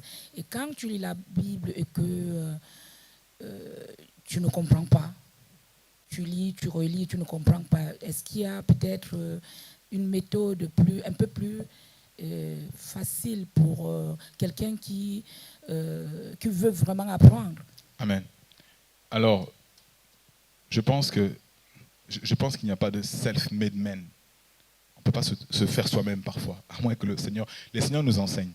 Aller vers une personne qui s'y connaît pour nous montrer les étapes. L'homme de Dieu est là. Moi, quand je ne savais pas lire la parole de Dieu, des moments même, il y a un moment, il y avait une vidéo que je vais regarder d'un homme de Dieu qui disait, lui, pour comprendre la Bible, il lisait par bloc. Il ne faut pas lire peut-être que Genèse 1 et puis c'est fini. Il va lire Genèse 1, 2, 3, 4 pour comprendre le processus. Jusqu'à 5 ou jusqu'avant le déluge. Et puis quand il lit ça, il prend des notes. Il y a, dans ma méthodologie, souvent que je fais un résumé. Je peux te dire que ça parle de quoi? De Genèse 1 à Genèse 11. C'est quoi le thème principal? Ça va vers où? Quand on a une observation comme un étudiant, comme quelqu'un qui veut vraiment faire la recherche, on a déjà une bonne compréhension des choses. Comme je dis, il y a un contexte, il y a un but et il y a une raison. On peut commencer à lire la Bible d'abord comme une histoire, comme font les enfants. Adam et Ève au début, etc. pour se situer. Et puis quand on veut entrer dans l'autre lecture, c'est alors là qu'il faut maintenant se faire accompagner. Jésus parlait en parabole. C'était une parole de Dieu, mais beaucoup ne comprenaient pas. Mais il disait, petit enfant, c'est à vous, au fait, il disait pas petit enfant. Il disait, c'est aux disciples, même quand il parlait de la graine qui tombe sur une terre pierreuse, la graine qui tombe. Et je ne comprenais pas. Mais quand Jésus a expliqué aux disciples, c'est alors là qu'ils ont compris. Ça veut dire qu'il faut que tu aies quelqu'un, comme l'homme de Dieu par exemple, qui t'explique, qui te fasse un suivi. Je pense que même quand on aura, que Dieu nous fasse grâce, des sessions d'études de la parole de Dieu, c'est alors là qu'on pourra poser toutes les questions, qu'on pourra comprendre. Comme j'ai dit, personne ne se fait tout seul. Amen. On apprend de quelqu'un, et quelqu'un qui est aussi inspiré par Dieu, qui apprend. Dieu est toujours la base de beaucoup de choses. Amen. Et la parole de Dieu, on la découvre tous les jours. Vous savez, une anecdote, et c'est pour ça qu'il faut toujours regarder le contexte. Vous savez, quand le passage que j'ai tellement entendu, oui, il est difficile pour un riche de passer par le trou d'une aiguille, c'est ça, qu'un pauvre, qu'un chameau, c'est ça, un chameau. Et je pensais, quand je ne faisais pas des recherches, qu'une aiguille, c'était une aiguille. On a tellement été mal enseigné. C'est quelqu'un qui est seulement limité, superficiel, mot pour mot. Et on dit que non, une aiguille, ce sont les petits passages. Les petits passages qui empêchaient. Quand les villes étaient fermées, les marchands ne pouvaient pas passer avec leurs grosses marchandises. Il y avait des petits passages. Donc un chameau pouvait passer. Donc quand Jésus parlait de riches, c'était en fait les gens qui sont chargés avec des choses qui veulent l'abandonner. En fait. Ce n'est pas une aiguille. Amen. Et il y a aussi maintenant une autre dimension. Quand tu lis la parole de Dieu, maman, c'est avec l'Esprit de Dieu. Demande toujours, Seigneur, je veux lire ta parole, éclaire-moi. Que mon esprit soit réveillé. Montre-moi. Il y avait un moment quand je priais, ça m'est arrivé, c'était le passage du psaume 121. Je lisais ça, je lève mes yeux vers les montagnes, où me viendra le secours. Et pendant que je priais, l'Esprit me disait, non, ce n'est pas ça, cette version que tu lis. Parce que quand Dieu me viendra le secours, il y avait un point d'interrogation.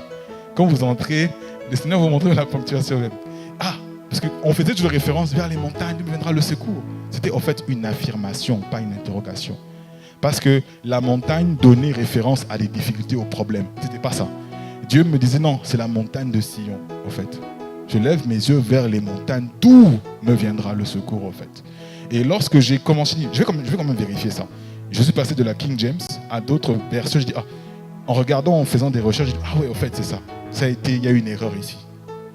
En fait, quand tu as tellement une association de lecture avec le Saint-Esprit, il va te révéler des choses que même à l'œil nu, tu vas croire que c'est normal, alors que tu vas comprendre dans la dimension de la révélation avec un autre passage. C'était la montagne de Sion. Et j'ai commencé à changer ma façon de prier ce jour-là. Vous savez, parce que je dis qu'il y a des étapes. Et quand on apprend, n'essayons pas de brûler les étapes. Apprenons petit à petit.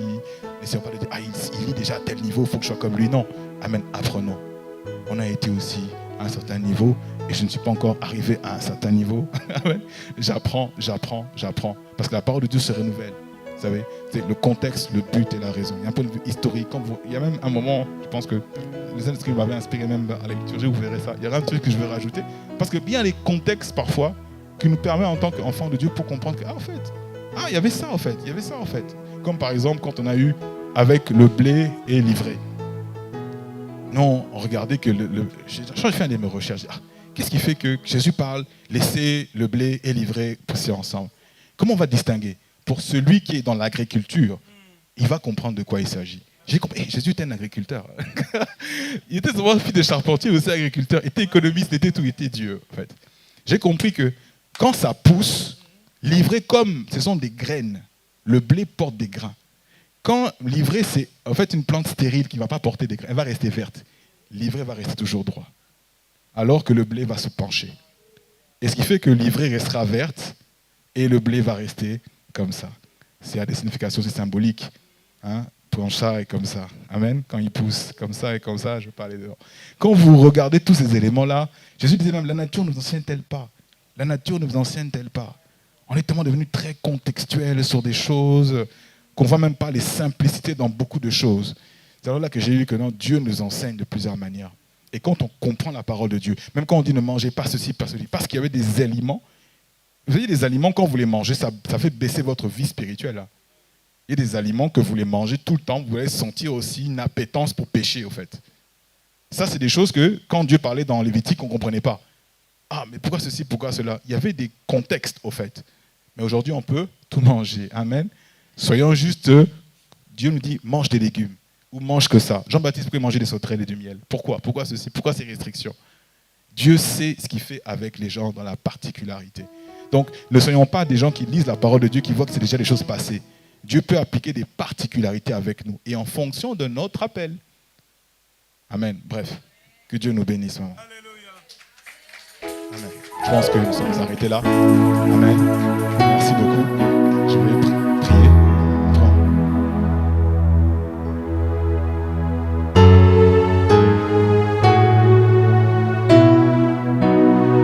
Alléluia. Je pense que vous avez bien mangé. Qui est content? Amen.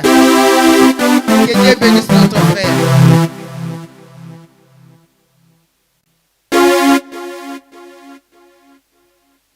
C'est le temps des offrandes. Les se prépare un peu. Il y a des nouveaux venus. Amen. Il y a des nouveaux venus aujourd'hui. Les gens qui sont venus pour nous visiter pour la première fois. Nous sommes nous-mêmes. Que Dieu soit loué.